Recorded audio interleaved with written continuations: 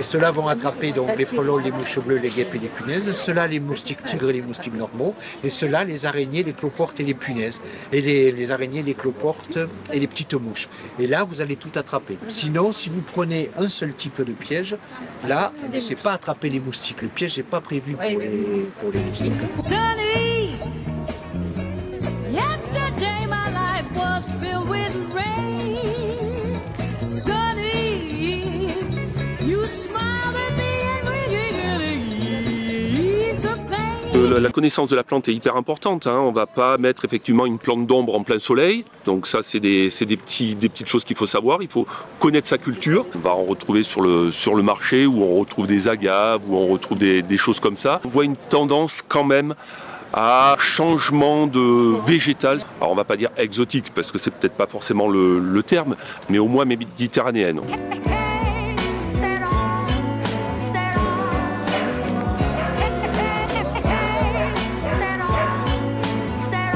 Je cherche un peu comme moi les variétés ou les fruitiers qui poussent autonomes, qui ont un peu besoin d'arrosage et d'eau.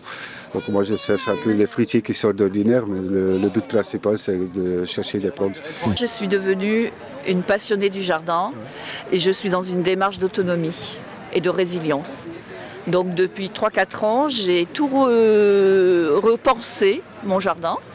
Et je mets des plantes bien sûr résistantes à la sécheresse et nourricières. Je fais beaucoup de tonnelles pour avoir une végétation couvrante et qui puisse me faire une légère ombre au sol. Après, il y a tout un tas de choses, hein. On peut mettre du paillage, du broyat, du BRF, où on peut limiter effectivement on va pas dire les excès d'eau, mais les arrosages, et tout ça permet de limiter l'apport d'eau.